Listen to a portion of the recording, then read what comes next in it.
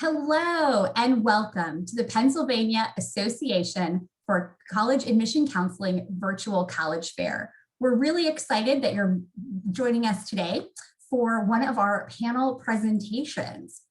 This presentation is going to be on navigating the college admission process for performing and visual arts students. We have a great panel that's ready to share a ton of awesome info with you. So we hope that you're looking forward to this as well. Just a few housekeeping announcements before we get started. You can use the Q&A button on your screen to type your questions to our presenters. That is the best way to communicate with them, as your camera and microphone are off, so the panelists cannot see or hear you. And this is just one of many different sessions that are happening for Pennsylvania students. We hope that you'll be sure to sign up for more and to learn about some great colleges and programs that are out there. This presentation is also being recorded. You'll be able to watch it as well as all of the other session recordings in about a week's time at the same website where you can register for more sessions. And that would be strivescan.com/Pennsylvania. I'm really excited to welcome all of our panelists today, and I'm going to toss it over to our host, moderator, and the fearless leader of this event, Mary Smith. Mary? Thank you so much, Jennifer. Welcome to everyone who is joining us today. As our facilitator kindly mentioned, my name is Mary Smith. I'm one of the Senior Associate Directors of Admissions at Gettysburg College, and I work with our Sunderman Conservatory of Music.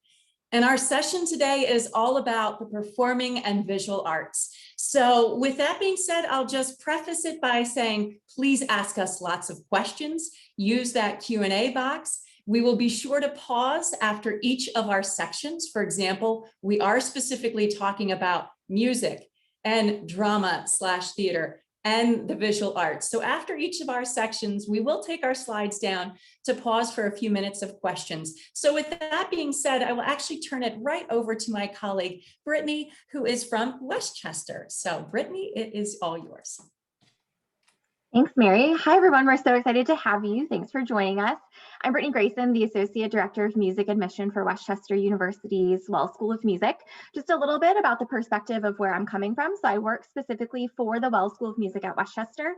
We are one of the largest PACAC schools, but the School of Music is a nice kind of small community within there. So I'm coming from the perspective of like the public institution from the School of Music. So we're excited to have you.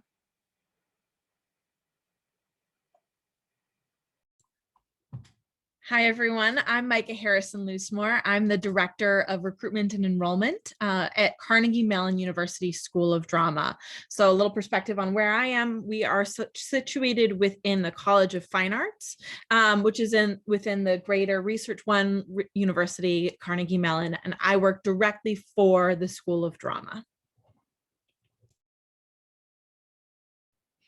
Hi, everyone. My name is Lauren O'Neill. I'm the Director of Admissions at the Tyler School of Art and Architecture at Temple University. Tyler is a school within the larger context of Temple University, a public affiliated Research One institution.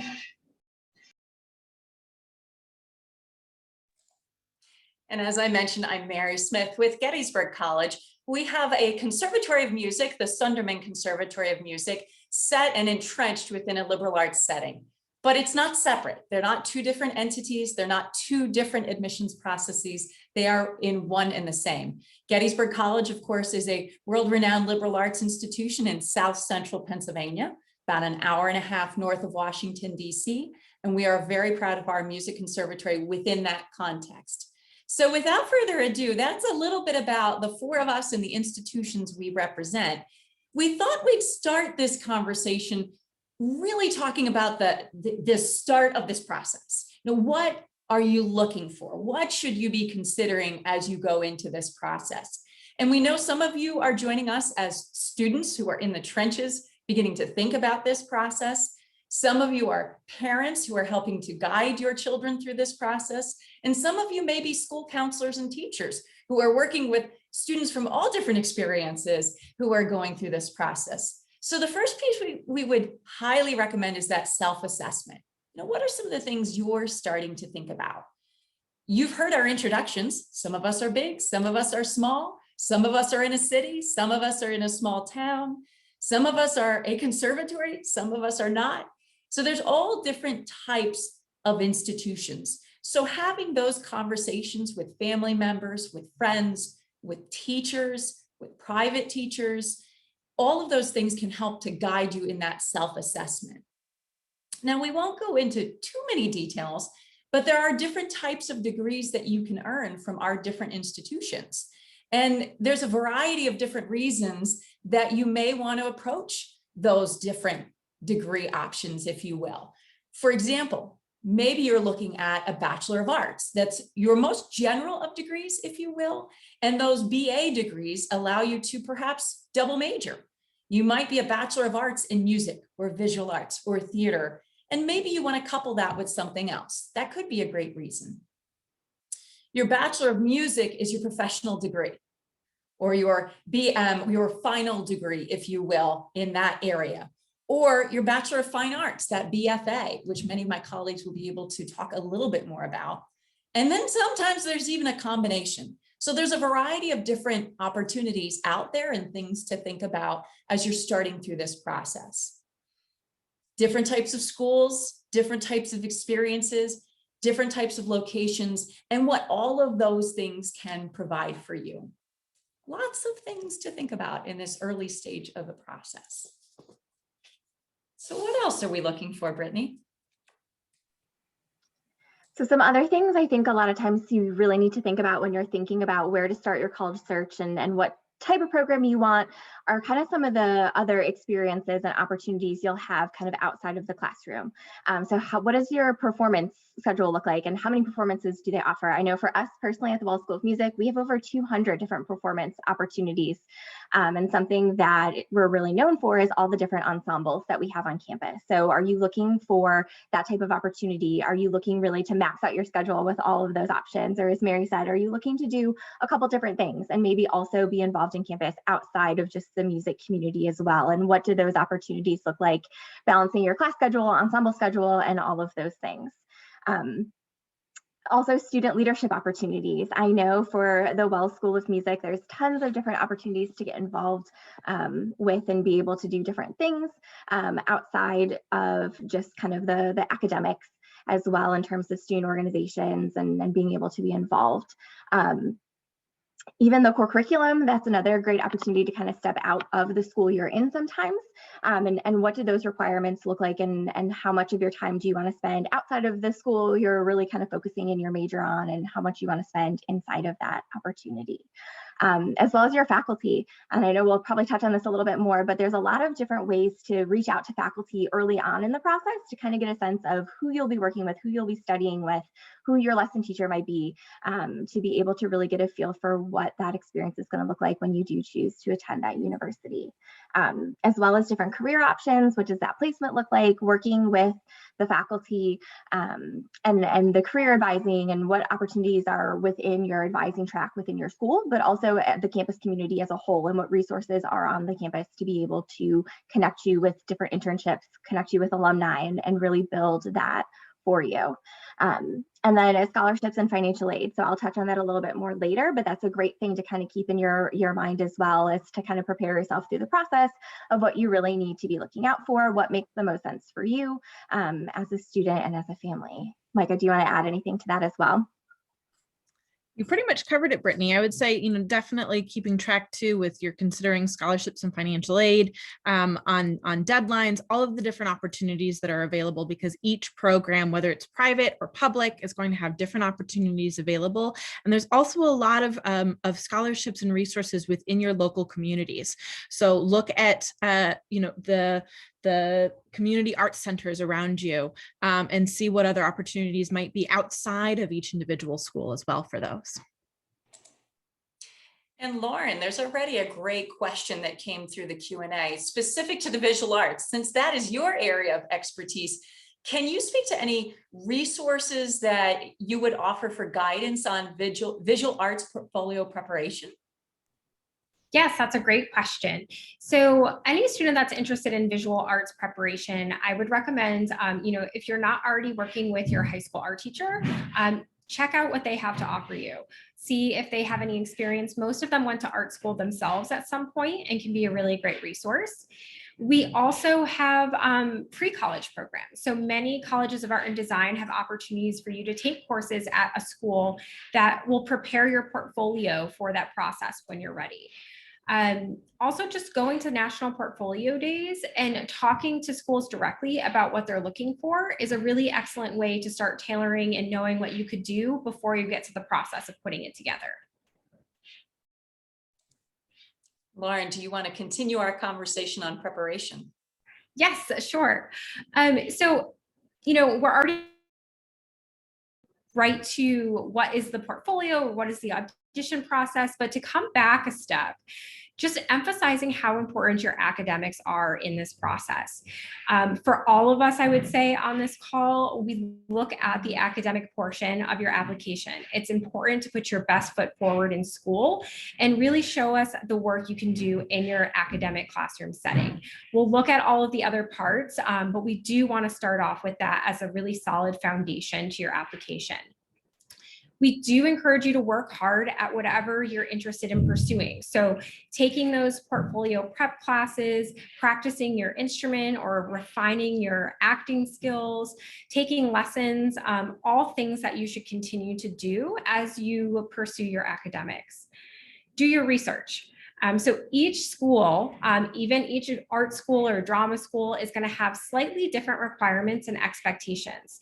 So for Tyler, for example, we ask that you submit 10 to 20 images of work and have a small portion of required observational drawing.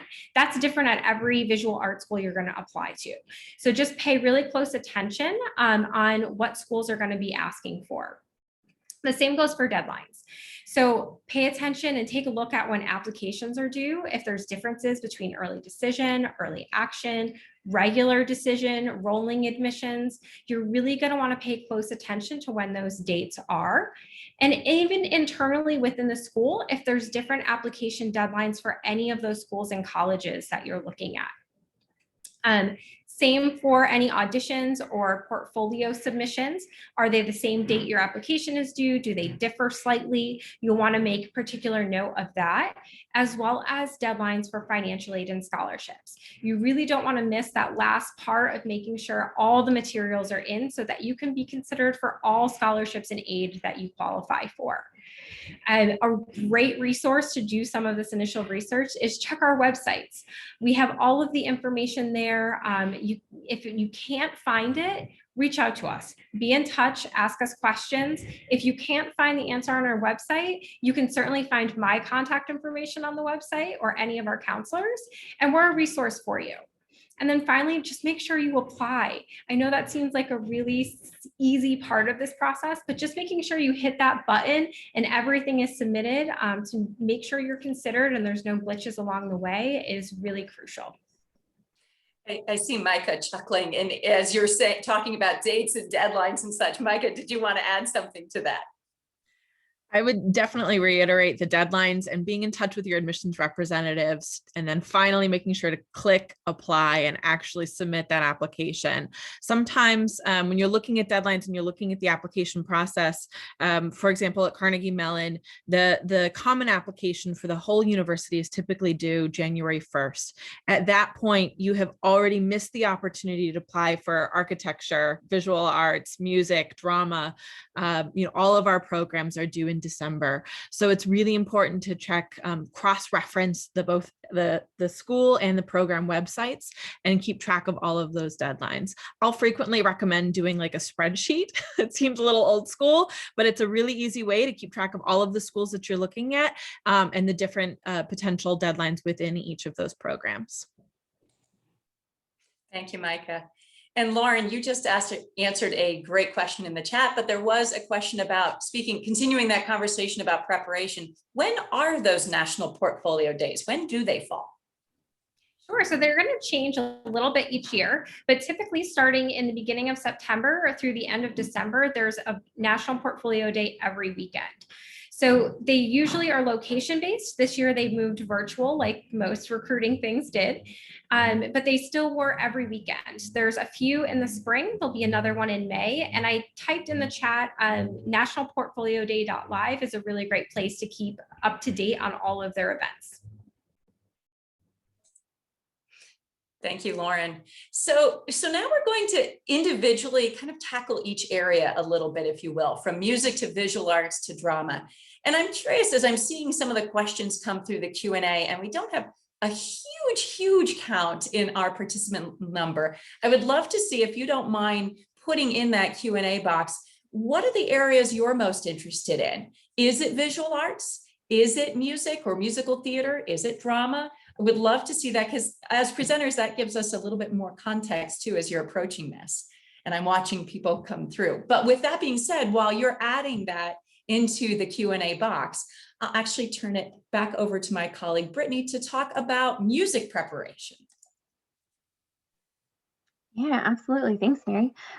So one of the things that I see frequently is a lot of students have questions about whether they should be taking private lessons and kind of what that looks like. So I definitely recommend being able to take private lessons if you do have the ability. A lot of times our high school band directors and choir directors also work really closely with students to provide some kind of individual opportunities for them as well for preparation. But it's definitely something that I think really needs a lot of guidance, I think, and a lot of reassurance in the college search process.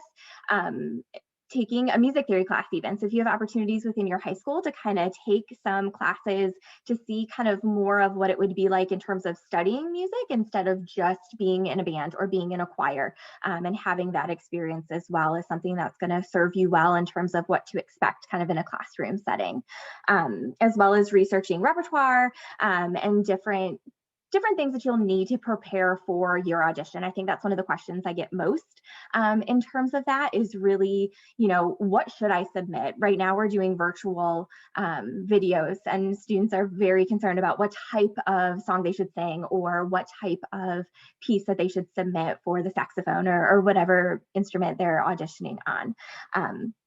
As well as being able to anticipate the variations of uploading and kind of what to expect too. So make sure you're on the website and really looking at how the schools are gathering the material next year, which we'll talk about in a couple slides. Hopefully we'll be back to totally in person, so we won't have any kind of video submission, so it will be fully in person, but making sure you're kind of aware and you're ready for whatever you need to submit, and that might come in different forms. And a quick tip on that, if you are applying to multiple schools and using the same video, I would highly recommend making them generic. So I don't get a video that says, this is my audition for Gettysburg. Just kind of keep that tucked away as a tip for you guys. But make sure you're practicing those audition pieces as well, and really creating a resume. I know when we ask students to fill out the audition request form, we're asking them for who's your private teacher, what type of ensemble or choir experiences have you had, have you participated in different honors bands or choirs, and really what that's looked like for us to get a full picture of you as a musician and just kind of what prep you've had coming into this. Great. I appreciate that, Brittany. It's such good points. And I see that there are a lot of questions and comments coming up in the Q&A revolving around music, musical theater, dance, visual arts, drama, all of the above. And thank you to my colleagues. I see you are also answering some of those questions in the chat. But I'll continue that music preparation as part of my role working with our conservatory. I kind of have a dual purpose, if you will. I sit in the admissions office, but I work very closely with our music faculty, and vice versa. I have someone in our music faculty who works very closely with our admissions office. And this year was just such an interesting year in changing it all up. And so our biggest conversations were around those recordings, those videos, as Brittany was mentioning. And frankly, that my colleagues across the country are doing things a little bit differently. So as Brittany said, paying attention to what each school is doing, what platform they are using is important, and just preparing well in advance. Knowing what those deadlines are, what those requirements are, make sure you have good sound quality. We actually did a video through our conservatory on preparing for both an in-person recording, or I should say an in-person audition, as well as doing a recorded audition. So at some point I might throw that link into the chat box. But it's really about that preparation of, posture, that good breathing technique, everything you would think about if you were in person, everything you would think about in terms of that performance setting, from your facial representation, keeping your cheeks up if you're a singer, the breath support, all of those things as a musician. You can probably tell I'm a singer, by the way. All of those things to think about, you will want to prepare and think about for your in-person audition or your recorded audition. And it does need to be an actual recording, not just something that's a video from something you did last year or 2 years ago. You really want it to make it to be the piece that's your prepared audition. Every school is going to have slightly different expectations, but they'll have some of the same. So paying attention to what those things are. Ask good questions. If you're doing an in-person, 9 times out of 10, you may be meeting with a faculty member, or you may be meeting with someone like myself from an admissions side. Just as they are interviewing and connecting with you, you have the opportunity to connect and interview them. Have good questions prepared, do your research, and ask them what are some of the things they're looking for. Because much like athletic recruitment or other recruitment, where it's about building those connections and those relationships with the coaches, or in this case, your professors or studio faculty that you're going to be working with for all 4 years, you want to make sure you click. Can I learn from this person? Am I going to like working with this person for 4 years? Will I be able to work with this person? Some places you might audition with one person, but you're never going to see them again because maybe you're working with a grad student. Ask those important questions.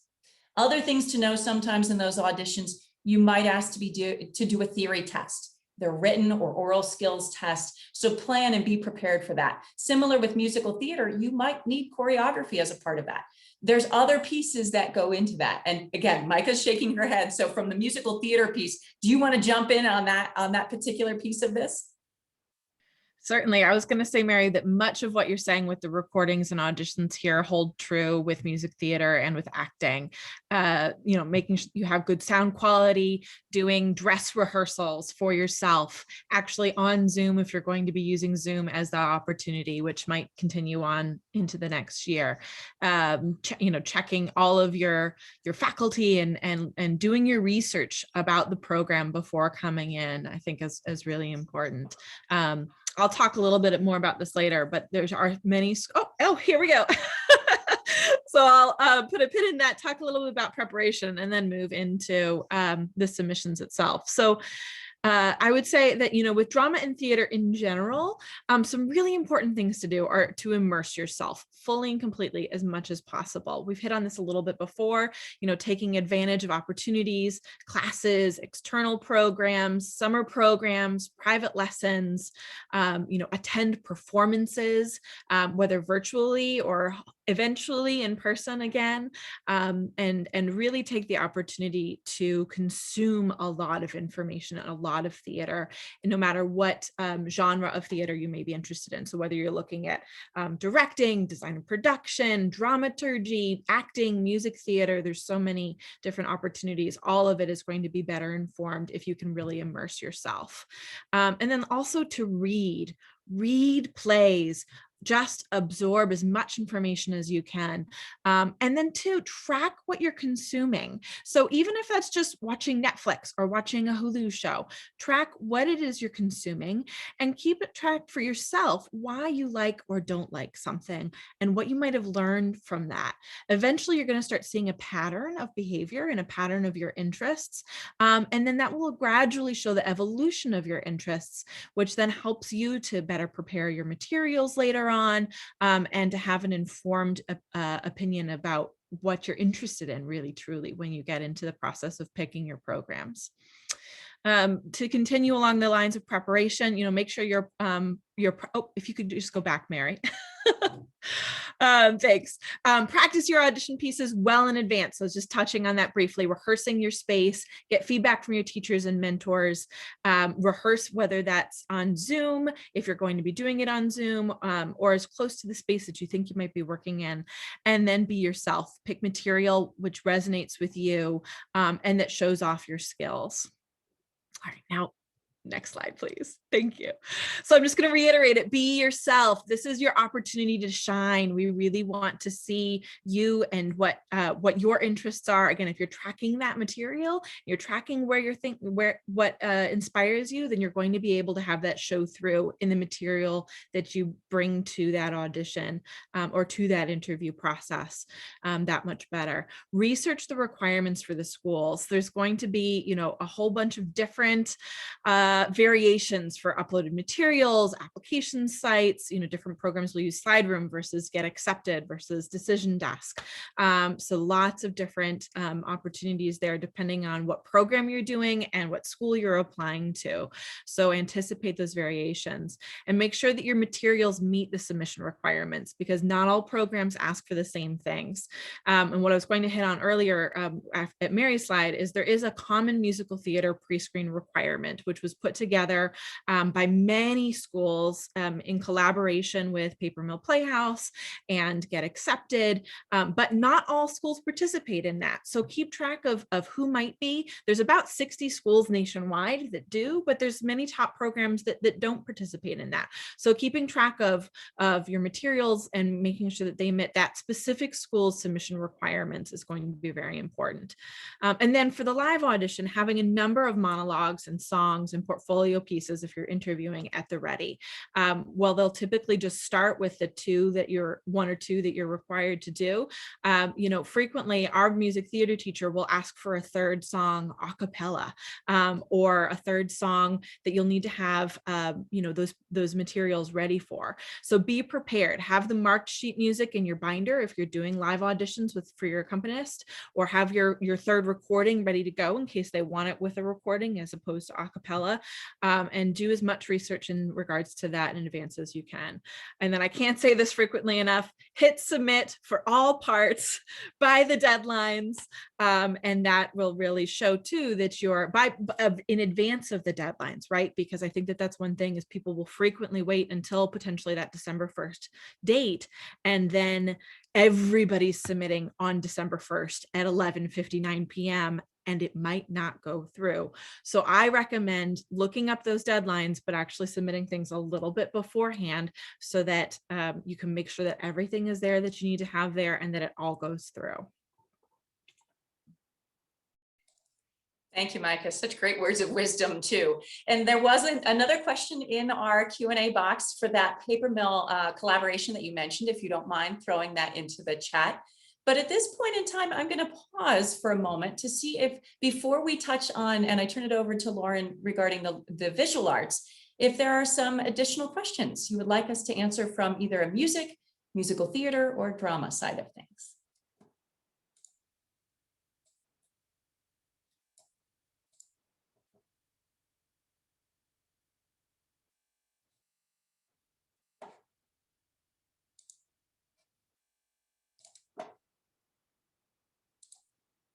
So as you continue to think about those questions, definitely throw those into the Q&A box, but we'll go ahead then and continue with the visual arts. So I'll turn it over to Lauren and share my screen one more time.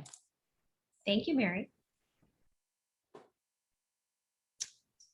So for visual arts programs, some of the same concepts are going to apply as you start to prepare with slight nuances. So again, you're going to want to practice. So take classes in high school, look into pre-college programs or private lessons, community organizations near you that might offer courses, sketch and doodle. That sketchbook should be like your holy grail as you're going through this process. Use your tablet if that's something you're more comfortable with doing digitally. Those might not be the pieces that you end up submitting in your final portfolio, but it's all of that practice and just getting the nerves out, getting the routine done of sketching things, of drawing, of just getting your imagination out into something you can visually see is just really, really good practice. Most artists keep a sketchbook in some form, and it just helps kind of weed through all of those things going through your head and get something out on paper. So don't expect that everything comes out is going to be the top piece, your best piece you've ever made, but it's just that practice along the way that's really, really important. Someone earlier asked a question about like a must-have piece in your portfolio. Again, every single school is going to have slightly different requirements, but I always suggest you really can't go wrong by practicing life drawing. It's always a good idea. It doesn't have to be boring. You don't have to draw things that you don't like. I can tell you from looking at portfolios for many years now that we see observational drawings and we usually know like, yeah, that's just kind of checking off the box. But you can draw things that are exciting to you. Like, what is there something in your room? Are you looking at your friend, sitting across the room from you maybe? Draw things that you're excited to look at because it really does come across in the final product. Get creative. It can be a different perspective on a drawing. It doesn't have to be something you're looking at, face on. It could be from above or below. So really play around, get creative with it. Being yourself and being creative and making work you like is so, so important. Research portfolio requirements. You'll start to see where schools have slight differences and nuances to what they're going to ask for. You can bet most times it's going to be between 10 and 20 pieces of work, but some schools have very specific requirements they're looking at. So you'll want to know that ahead of time. Get feedback early. I know it's a really intimidating and can be intimidating part of the process, but I can't recommend it enough. It's really good practice. If you're thinking of going to visual art school, you're going to engage in critiques for many, many years through your curriculum. So starting early and getting a taste of what that's like, I really just highly suggest it. It also kind of gives you that upper hand. It's like proofreading a paper or your essay before you submit that as part of your college application. It's your chance to have someone look at your work and give you a few pointers. We want to help you get in. We're not going to look at your work and tell you like, this is not good, you're not ready for art school. That's not what it's for. It's for us to help nurture you in that right direction. So when you do submit your portfolio, you feel really confident in the work that you set forth. And then I just say to aim to have 15 to 20 pieces that you feel pretty confident about. And then you can kind of curate them for each school as you look to put together your final portfolios. And then when you submit, just like everyone else has said so far, know where and when you're submitting your portfolio. Many schools are going to use SlideRoom, but there's some schools that may accept your portfolio directly through the Common application. So you'll just want to know where you're submitting and when prior to that final deadline. Like Micah was saying with the deadline submissions, for us at Tyler, Tyler's admissions office sits slightly different than our central office. So your common application is going to come in and go to central, but your portfolio is going to come to us. As long as it's submitted for our deadline, we have that date stamped, but you might not see it come through on your application for another day or so. So don't panic, but the earlier you can get those materials into us, the more accurately you'll see your status update. Make sure your portfolio meets the requirements. We talked about looking at them, but really make sure, like for us, we ask for 1 to 2 pieces of direct observation. We often get portfolios that don't submit any observational drawing. I can't speak for every single school. There's times where we might reach out to a student and say, hey, we think you forgot to submit this, but chances are a school's just going to overlook that submission and move on to the next applicant if you don't meet those requirements. So pay close attention to that as you put your work together. Taking good quality images of your work is super important. So we don't do live portfolio reviews for decisions. Our portfolio reviews in advance that where we meet you are just going to be preliminary. So your portfolio is just going to be images of your work. And as an artist, you're going to get really good at doing this over and over again as you submit for like residencies and grant applications.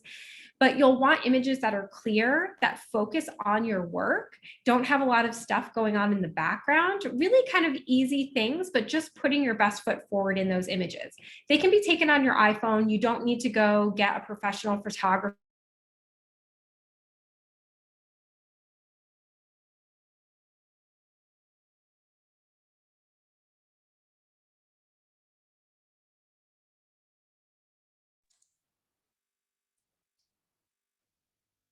We seem to have lost Lauren for just a moment, but she has shared great advice and kind of wrapping up from a visual arts conversation.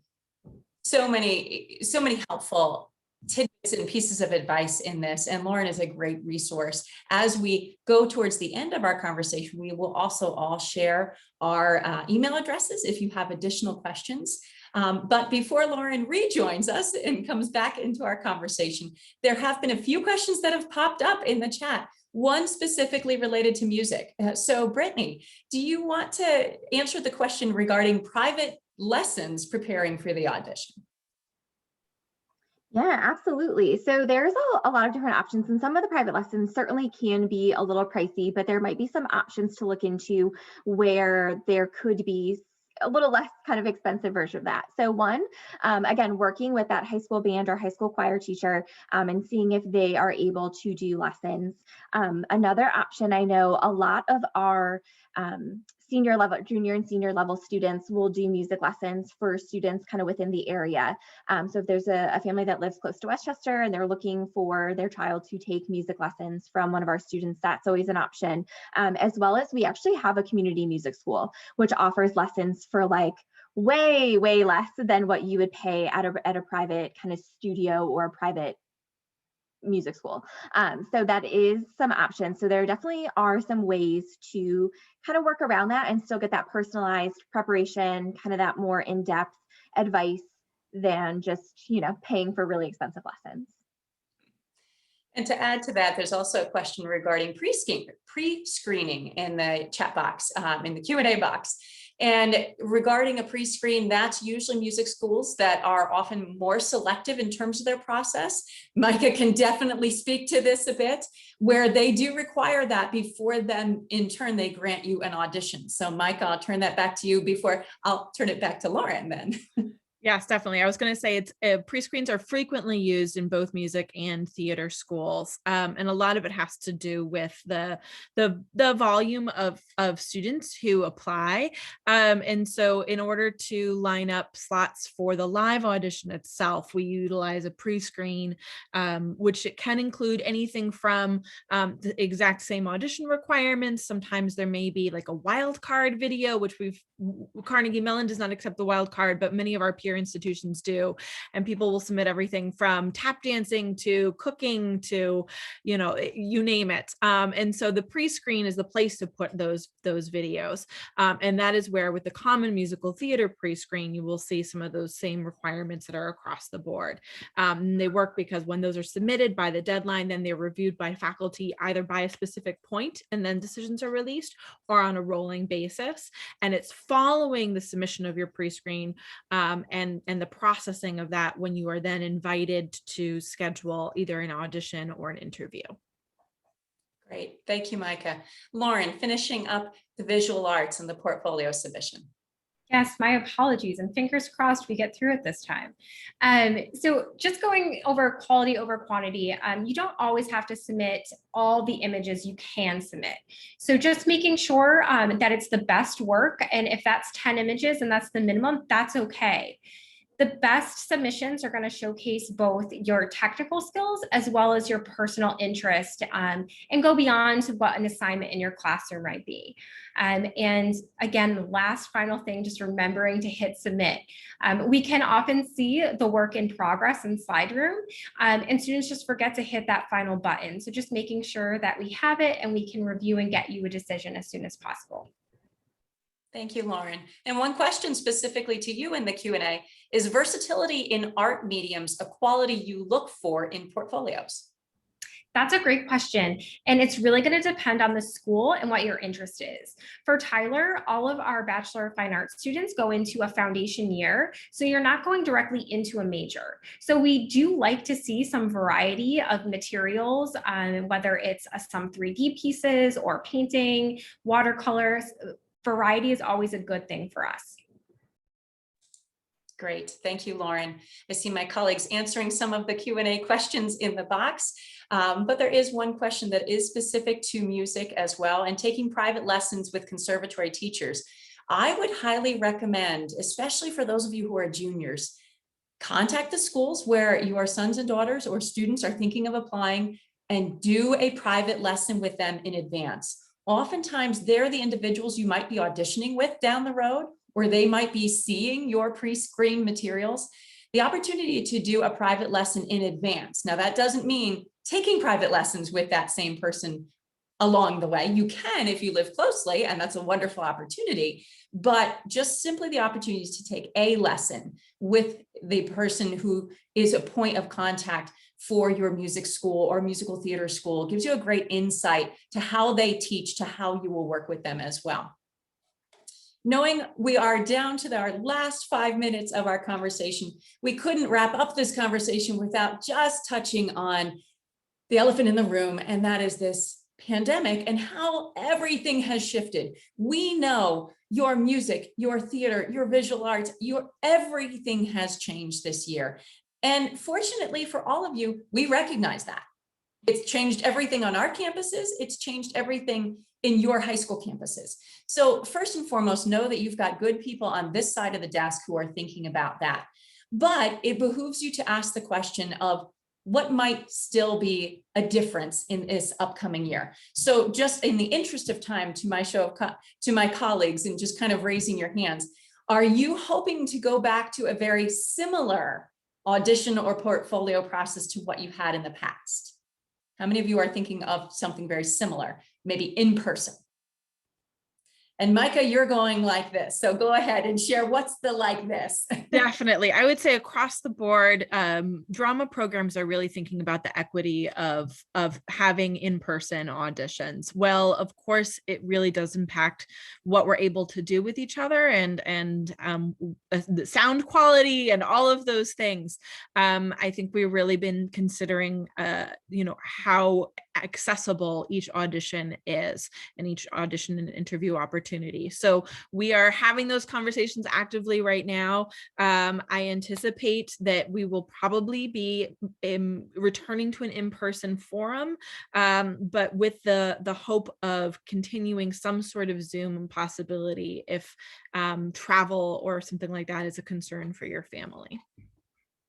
And relatedly, a big question we are also getting now is financial aid and scholarships. So that is actually our last slide. So I'll turn it over to my colleague, Brittany, to touch on that a little bit. Yeah, absolutely. So this is probably one of the most confusing steps of the process, I think, for a lot of families. So I know a lot of times when you get that financial aid package, families think that that's kind of the end of the conversation. And I definitely would say that it's not. We encourage you to reach out, to ask questions, to talk to our financial aid offices, and really kind of get everything answered and make sure there's no kind of stones left unturned, right? So one thing to kind of keep in mind is that costs are going to be different from school to school. For programs like Gettysburg, it's a private institution, and Carnegie Mellon, where they're going to have one cost for everybody, whether you live in the state of Pennsylvania, whether you live out of the state of Pennsylvania. Whereas schools like Temple and Westchester, we have specific rates for students who are in the state of Pennsylvania, as well as students who are applying from out of state as well. So make sure you kind of keep an eye on that. And I know as well for Temple, they sometimes have different costs per different program. So that's another thing to really keep in mind too, when you're looking at different schools, to be able to do that. So kind of next step in the process is definitely filling out the financial aid. So filling out the free federal application for financial aid. Some schools won't even award kind of different pieces of that process unless you fill out that FAFSA. So that's going to be really important. A lot of our institutions, actually I think all institutions at this point, are required to have the net price calculator on their website. So that's an opportunity for you to plug in some information to be able to kind of get an estimate of what you might be looking at. It's a really great resource for ours at Westchester, for example, since we do have a number of commuter students. It asks everything from what kind of type of meal plan you might have to whether you plan to live on campus or off campus to get you a pretty accurate representation of that as well. And then scholarships, just keep an eye on deadlines, whether they are talent-based, whether they're merit-based. A lot of times schools offer a variety of them. We have specific ones for the School of Music that are separate from all institutional money. So really kind of keeping an eye on what that looks like. So Brittany, closing thoughts. One word, one piece of advice. Yeah, absolutely. I would say, and it's difficult in the virtual world, but really try to find as many pieces to be able to reach out to students, reach out to faculty, and really get a feel for the community that you're about to look into, and really see if it's going to be a good fit for you on all of those different fronts. Micah, one piece of advice. Same thing. Find your community, audition the school as much as we're auditioning you, because it's going to really impact your experience. And Lauren? Yeah, I was just going to say that so much of the process is talking to us or talking to faculty. Find opportunities to engage with our students. They'll really be a good indicator if they feel like they're part of your tribe. And I will just add, practice, practice, practice. Everything that feels like it's beyond your control in this admissions process is not. It is all in your control, with good study habits, with the practicing, with your private lessons, with staying on top of those things that you are able to do now. And be proud of your talent, be proud of your ability, no matter what the conversation comes forward. You've got this, and you're going to be great. And we're here to act as your resources going through this process. If we weren't able to answer your questions through the Q&A, please reach out to us. Here is our contact information. Thank you so much for joining us. And thank you to those of you watching this recording afterwards. It has been a pleasure spending this time with you. Have a wonderful day. Jennifer. Yes, thank you so much, Mary, Brittany, Micah, and Lauren, for all of this information. It has been wonderful, and I do hope that all of our attendees have enjoyed it, are going to follow up, ask more questions later, and we'll watch the recording again to pick up even more gems and share that with others who may be interested if they weren't able to join us today live. So we're very happy to have this here for all of you. So we are reaching the end of our time together, and I just have a few quick wrap-up housekeeping tasks for everyone. So again, thank you for spending the time, taking the time out of your day to watch and to learn. This is such a great and exciting time as you're going through the college search decision journey, and it should be fun, even amongst all the different pieces. So we hope that this is helping get you a little bit more excited about what's to come. When you close your window today, there's going to be a link to a very quick 4-question survey. We'd appreciate any feedback that you can provide. 4 questions, real fast, I promise. So thanks for taking the time to do that. This is just one of many different sessions that are being hosted for Pennsylvania students. We hope that you'll sign up for more and learn about more great information and attend other awesome panels. In about a week's time, you're going to be able to find the recording of this presentation as well as all of the other session recordings. And this is going to be at the same website where you registered and can register for more programs. And that, as a reminder, is strivescan.com/Pennsylvania. Thanks again, everyone, for being here today, and best of luck in your college search and decision journey. Have a great school year. Bye.